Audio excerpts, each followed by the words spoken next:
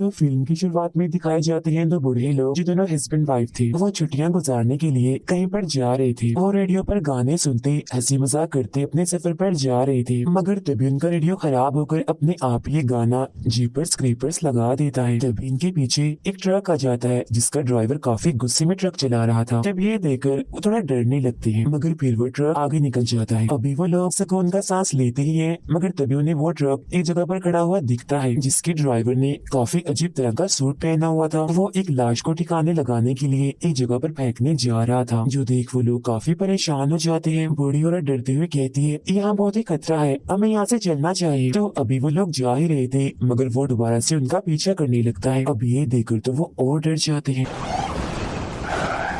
तब बचने के लिए वो इस रोड से उतरकर किसी दूसरी रोड पर चले जाते हैं, जिसके बाद वो ट्रक सीधा चला जाता है। अब वो लोग एक जगह गाड़ी रोककर बाहर आ जाते हैं। बूढ़ी औरत बार बार अपने हस्बैंड को कहती है, आप क्यों रुके हैं इधर, वो आदमी हमें भी ढूंढकर मार देगा। जिस पर वो बूढ़ा आदमी कहता है, हमें डरना नहीं, हिम्मत करनी चाहिए और इस बारे में पुलिस को बता देना चाहिए। जिसके लिए वो बूढ़ी औरत मान जाती है। फिर ये लोग उस जगह जाते हैं जहाँ ड्राइवर ने उस लाश को फेंका था। अब वो एक काफी गहरी जगह में बड़ी डरावनी चीज देखते हैं, जिससे उनकी हालत खराब हो जाती है। मगर इसके बाद उनके साथ क्या होता है ये हमें दिखाया नहीं जाता। फौरन बाद हम हस्बैंड वाइफ को देखते हैं जिनकी कुछ वक्त पहले शादी हुई थी। इनमें लड़की का नाम लेन था और वो एक हॉरर फेस्टिवल यानी इसे डरावने त्योहार में जा रही थी। लेन का हस्बैंड मोबाइल पर उसे बूढ़े कपल की वीडियो देख रहा था, जिसमें बताया जाता है कि उन्होंने अपने रास्ते में बहुत सारी लाशों को देखा, मगर उस दिन के बाद उन दोनों को भी किसी ने नहीं देखा। वो लोग कहाँ गए कोई भी इस बारे में नहीं जानता। लेन का हस्बैंड डरावनी चीजों का बहुत बड़ा फैन था।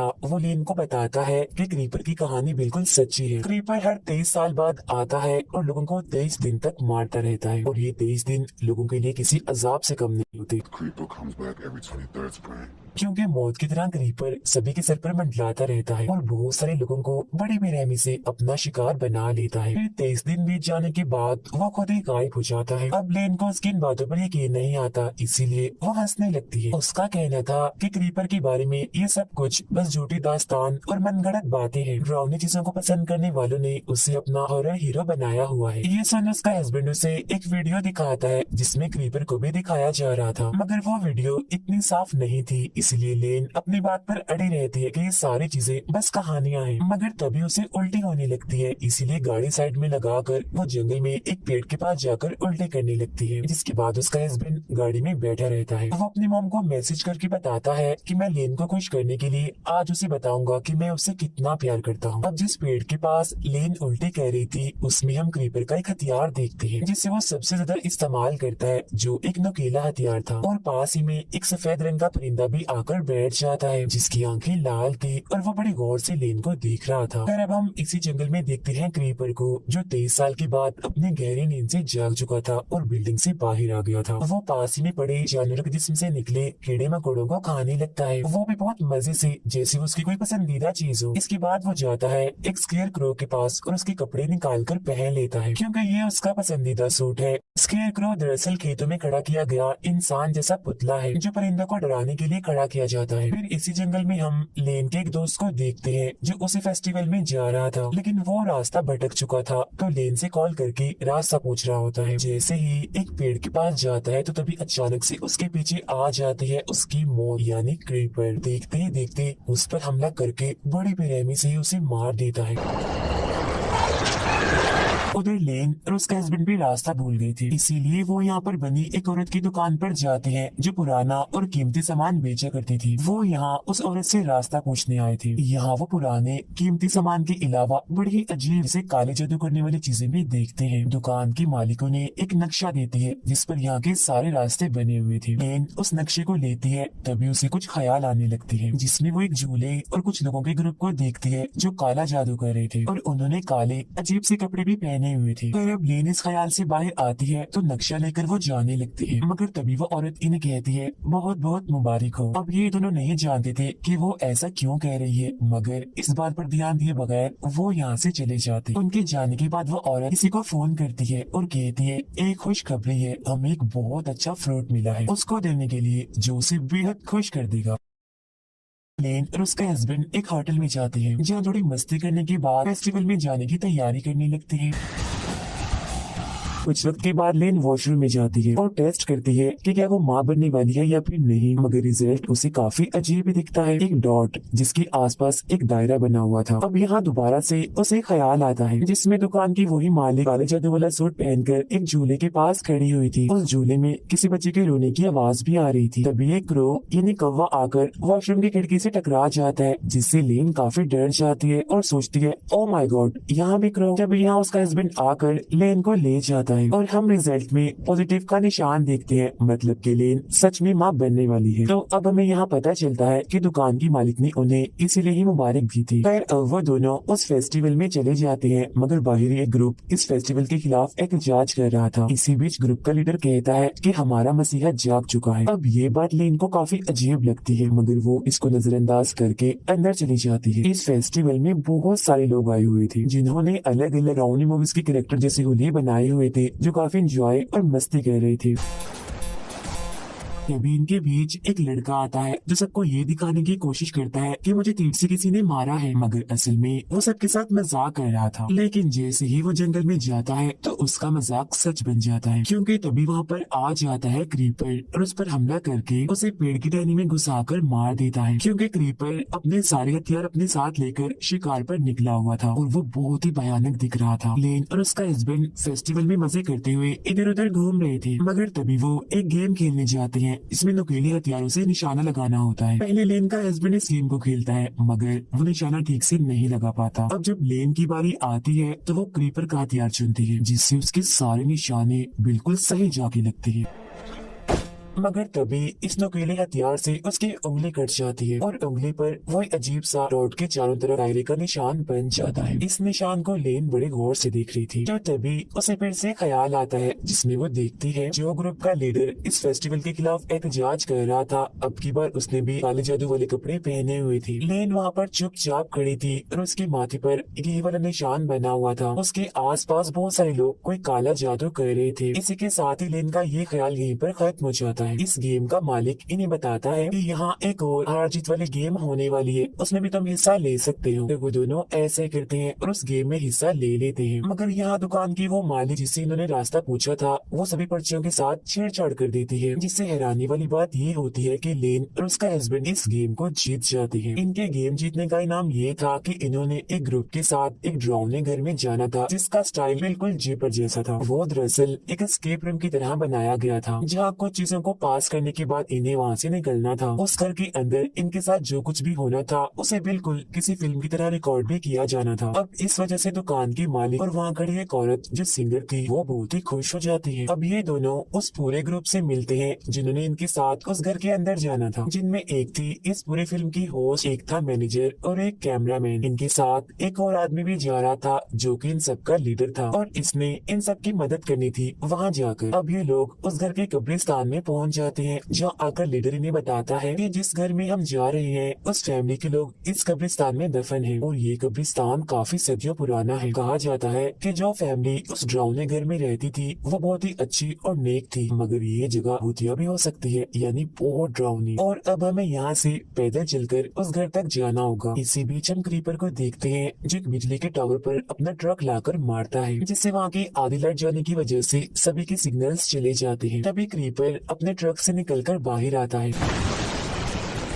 और वहाँ लगे एक कैमरा में रिकॉर्ड हो जाता है, जिसे वो कैमरामैन भी अपने कैमरा में साफ साफ देख पा रहा था, मगर उसका कैमरा भी खराब हो जाता है और अब वो अकेला ही आगे बढ़ता है। उसे वहाँ सिंगर औरत दिखती है जिसने वही अजीब से काले जादू वाले कपड़े पहने हुए थे। कैमरा को ठीक करने में वो उसकी मदद लेने के लिए जाता है, मगर तभी यहाँ क्रीपर आ जाता है और उस पर हमला करके उसके चेहरे को पकड़ लेता है, जिसके बाद बड़ी बेरहमी से वो उसे मार देता है। उधर लेन का हस्बैंड होस्ट के साथ काफी हंसी मजाक कर रहा था, जिससे लेन को काफी बुरा लग रहा था। पास होकर अकेले ही कब्रिस्तान के रास्ते आगे बढ़ती है, मगर तभी उसके पीछे पीछे उसका हस्बैंड भी आ जाता है उसे मनाने के लिए। वो उसे यहाँ बताने ही वाला था कि मैं तुमसे बहुत प्यार करता हूँ, मगर एकदम से क्रीपर यहाँ आता है और लेन को पकड़कर अपने साथ उड़ाकर कहीं ले जाता है। उधर वो तीन लोग कैमरामैन को ढूंढ रहे होते हैं, जहाँ उन लोगों को वो तो नहीं मिलता, मगर उसका कैमरा मिल जाता है खून से भरा हुआ। दूसरी साइड से लेन का हस्बैंड डरकर भागता हुआ यहाँ पर आता है और बताने लगता है कि कोई अजीब सी चीज जो कोई अलग ही तरह की लग रही थी वो लेन को उड़ाकर अपने साथ ले गई है।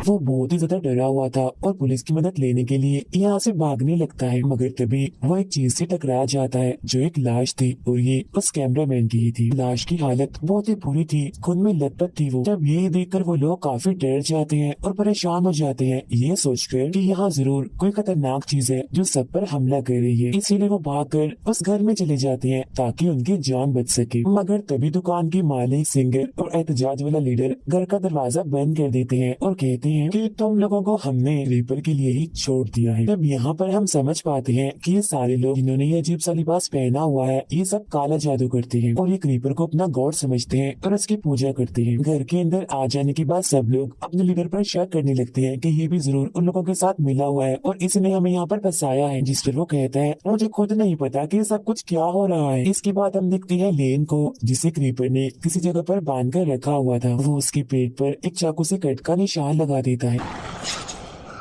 उधर वो लोग डरते हुए इधर उधर जा रहे थे। जिसके बाद वो उस कमरे में जाते हैं जहाँ लेन के उस दोस्त की लाश लटकी हुई थी जो जंगल में अपना रास्ता भटक गया था। इसके फौरन बाद यहाँ पर आ जाता है क्रीपर, जिसे देखकर तो उनकी हालत ही खराब हो जाती है। अब हॉरर चीजों को पसंद करने वाले जो क्रीपर को अपना हीरो समझते थे, आज उनकी बात सच हो गई। मतलब कि सच में क्रीपर पाया जाता है। उसके बारे में जो बातें हैं वो मनगढ़ंत नहीं है। यहाँ हम उसका हुलिया साफ साफ देख पाते हैं जो बेहद भयानक था और उसका चेहरा बहुत ज्यादा डरावना था। लीडर जिसके हाथ में गन थी वो क्रीपर पर गोली चलाता है जो क्रीपर के हाथ पर लगती है, जिस वजह से वो रुक जाता है। तो मौका देकर वो लोग यहाँ से भागने लगते हैं। अब क्रीपर लेन के दोस्त की लाश पर से उसका हाथ उखेड़कर अपने हाथ पर लगा लेता है, जिससे वो बिल्कुल ठीक हो जाता है। तो अब हम यहाँ ये समझ पाते हैं कि क्रीपर सभी की लाशों को इस्तेमाल करता है और उनके जिस्म के हिस्सों से जुड़कर वो बनता है, और अगर जख्मी हो तो उनके जिस्म का कोई भी हिस्सा इस्तेमाल करके बिल्कुल ठीक हो जाता है। लेन खुद को किसी तरह छुड़वा लेती है और वहाँ से भागकर इन लोगों के पास आ जाती है। वो लोग एक कमरे में जाते हैं जहाँ पर फोन था। मैनेजर का पैर वहाँ बिछाए एक जाल पर लग जाता है, जिससे उसका पैर जख्मी हो जाता है। लेन का हस्बैंड पुलिस को कॉल करके यहाँ के सूरत हाल के बारे में बताने लगता है, मगर तब तक यहाँ क्रीपर आ जाता है। वो इन पर हमला करने लगता है, जिससे बचकर वो लोग यहाँ से भागकर दूसरे कमरे में आ जाते हैं। होस्ट कहती है वो हमारे पीछे पड़ गया है, हम बचेंगे कैसे? जिस पर लेन का हस्बैंड कहता है क्रीपर इमोर्टल है, वो कभी नहीं मर सकता। बचने के दो ही रास्ते हैं, या तो वो खुद हमारा पीछा छोड़ दे या फिर हम लोग 23 दिन के इस खतरनाक और परेशान कुन टाइम को गुजार ले और बच जाए।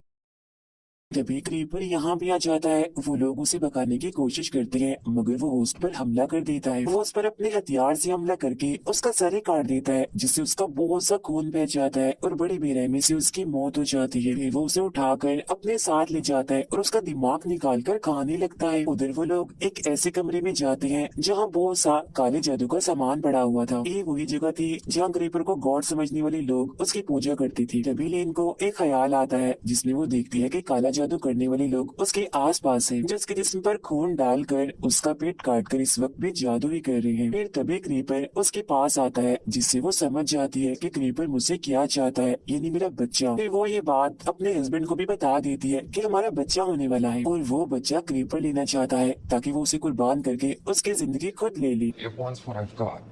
अब इसी कमरे के बिल्कुल नीचे उन्हें एक खुफिया कमरा मिलता है जिसके अंदर बहुत सारी लाशें थी। तो वो लोग यहाँ सारी बात समझ जाते हैं कि इस जगह पर लोगों का एक ग्रुप है जो क्रीपर की पूजा करते हैं और उसके लिए बहुत सारे लोगों को फंसा कर वो यहाँ लाते हैं, जिसके बाद क्रीपर उन्हें खाकर ताकतवर और खतरनाक रहता है। और ये चीज काफी सदियों से चलती आ रही थी। तभी लेन बताती है कि क्रीपर को मारा जा सकता है क्योंकि उसका जिस्म कमजोर और मुर्दा पड़ता जा रहा है। तब यहाँ हमें ये भी समझ आती है कि क्रीपर को लेन का बच्चा चाहिए खुद को ठीक करने के लिए, क्योंकि वो उस बच्चे को अपने लिए कुर्बान करके उसकी जिंदगी खुद लेना चाहता है, जिसके बाद वो बिल्कुल ऐसा हो जाएगा जैसे वो अभी अभी पैदा हुआ है, इन्हें पहले की तरह खतरनाक और ताकतवर। इसी वजह से इस फिल्म का नाम जीपर्स क्रीपर्स रिबॉर्न पड़ा है। और वो लोग उस कमरे से बाहर आते हैं ताकि यहाँ से निकलने का रास्ता ढूंढ सके, लेकिन तभी यहाँ पर क्रीपर आ जाता है। वो मैनेजर के पेट में अपना चाकू जैसा हथियार मारता है, जिससे उसकी बड़ी बेरहमी से ही मौत हो जाती है। इनका लीडर क्रीपर पर एक चाकू से हमला करता है है और वहाँ से भागने लगता है, तो वो भी लीडर का पीछा करता है। तभी बाहर क्रीपर लेन को देखता है, जो काला जादू करने वाला चाकू अपने हाथ में लेकर खड़ी हुई थी। फिर वो उसके पास जाने लगता है, क्योंकि लेन ने खुद को उसके हवाले कर दिया था। उधर लीडर और लेन का हस्बैंड घर की छत पर चढ़ जाते हैं। क्रीपर लेन के पास आता है और उसका गला पकड़कर उसे ऊपर उठा देता है। अब हम जानते हैं कि लेन को हथियार चलाने काफी अच्छे से आते थे और उसके पास कुछ नुकीले हथियार मौजूद भी थे, जिन्हें पहले वो क्रीपर के कान में घुसा देती है और बाद में उसकी आंखों में मारकर उसकी आंखें फोड़ देती है।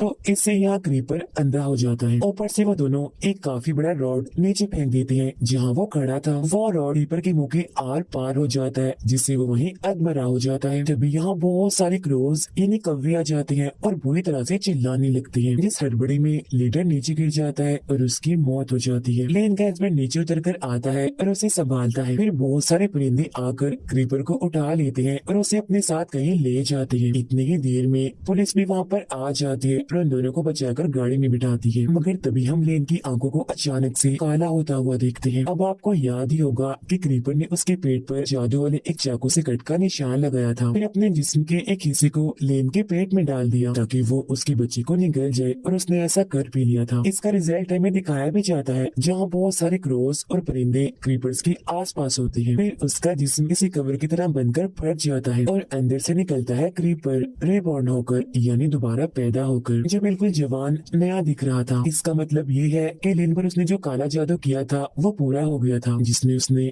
लेन के बच्चे की जिंदगी ले ली। और इसी के साथ ही ये फिल्म यहीं पर खत्म हो जाती।